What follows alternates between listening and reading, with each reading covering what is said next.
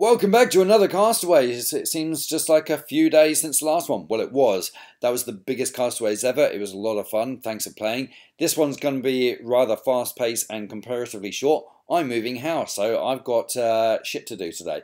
Anyway, after last tribal, if you remember, Rachel sent herself back to camp without voting. She saved herself with her safety without power, and she's wondering what the heck is going on at tribal. And who gave her the advantage as well? It was actually Sol. And Sol is putting together the SSAs, or Sol's Secret Agents. Let's see how long that lasts, or how well that goes. We have the Survivor Auction, the new version, which I absolutely love. Everyone goes hunting for money, and everyone's got different amounts of cash, depending on how sharp-eyed they are. Well, what a shock. Andy didn't get a single one. And yeah, there we go. So it's not an even playing field. And we've got a maximum of 15 items up for auction. But Jeff is guaranteeing a minimum of 6. But he draws a rock to determine how many items are actually auctioned. But nobody is told how many. The kicker being the person with the most money at the end of the auction loses their vote at tribal. Now, I had a lot of fun with this. First off, Coke and chips. Sol got it for 60 bucks. Teeny spent all her money on mac and cheese. Sierra spent a bit on margaritas and corn chips and guacamole. Then Kyle spent most of his money on buffalo wings. And of course, he tells us that he went from being vegan to being vegetarian just to come on Survivor. How far will he push it? Well, he's hungry. He tucks into those buffalo wings. And I can only imagine the outcrying from certain sections of the Survivor online community. But boys gotta eat. Gabe spends all his money on booby prize coconut with cold water. Sol spends the rest of his cash on blueberry pie with cream, but, and I love this twist, gets a cash back to put him back in the game, back at risk. I would have liked to have seen a couple more of those cash backs, potentially with bad twists or booby prizes. But Rachel spent all money on burger and fries, but gets a clue. And Jen spent all her money on cupcake platter. Then we have another gross one. Sam, Sue, and Caro get to eat 2 awful grubs, and the winner of that gets to spend 200 bucks and gets a massive breakfast platter. Sam wins that one. Then Sue spends the rest of her cash on iced tea and burritos, and Caroline gets the other one, and I could not look at any of this as soon as that caused me problems. Cannot deal with the fish eyes. But to her credit, she did it, and oh my god, the squelching. No. Then Sierra spent her cash, the rest of her cash, on chocolate and peanut butter, gets to share it with Gabe and Caro. So as soon as Jeff said 3 minutes to share that, I knew that that was it. Auction was over. So, knowing that, if we look at the final winnings for everyone, every single person actually got to eat something good in this challenge, apart from Andy, who of course didn't have any money. There was no sharing apart from the last one. And Andy didn't even get a reaction shot in the entire challenge. He was completely edited out. There was no pain, there was no drama, there was nothing, no added narrative there. Andy did not exist in this challenge, despite the fact that, I say, everyone had so much good food to eat in this. All right, so Sam has got the most money, so he loses his vote at next tribal. There we go.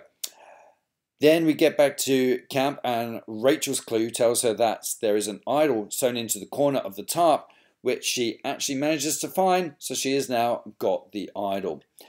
And then we get into the immunity challenge, and when the immunity challenge came up, I thought, fucking hell, this is a long episode. Is this like a double episode? No, it's a normal episode. It's just that because I was actually doing the animations for the auction whilst I was watching it, kept pausing it, it had taken me almost 2 hours to get to this point. Okay, there we go. So, the immunity challenge. It's a classic hold the bucket loaded with 25% of your body weight challenge. And one man and one woman will win immunity today. They start dropping out. Sam, surprise first out. Jen, then Teeny, then Sierra, Gabe, Caro, Sol, and Gabe, and then Sue wins as last woman standing. Andy drops out. Kyle wins his 3rd consecutive immunity win. Now officially the challenge beast. Back at camp, Andy thinks he's emerging out of his cocoon as being a super strong power player by aligning with Gabe to turn on Garter and cut Sierra out, but there are so many names and targets out there. Is it going to be Sierra? Is it going to be Sam? Is it going to be Rachel? Who knows? And we get to Tribal Council, and Rachel plays her shot in the dark, which was a bit of a surprising move, I thought, and she is not safe. But yeah, at least she's pocketed the immunity idol. She keeps it as a secret. At least there's such a thing as a secret in this game, finally. The votes are split between Sierra and Sam. Of course, Sam and Rachel can't vote at all. Sierra is the only one to vote for someone else. She votes for Gabe, so that totally puts her on the outs and causes this tie. So then we get into the revote, and everyone stacks on Sierra. It's only Sierra that votes for Sam.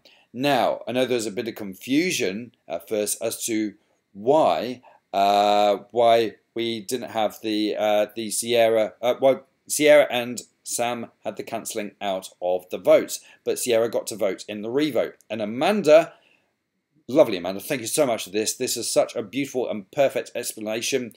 She says, because their votes would typically cancel each other's out, you are not allowed to vote for yourself. Usually Sam would be forced to vote for Sierra, and Sierra forced to vote for Sam. Well, Sam has lost his vote already, so that means Sierra can vote for Sam because it won't be automatically cancelled out.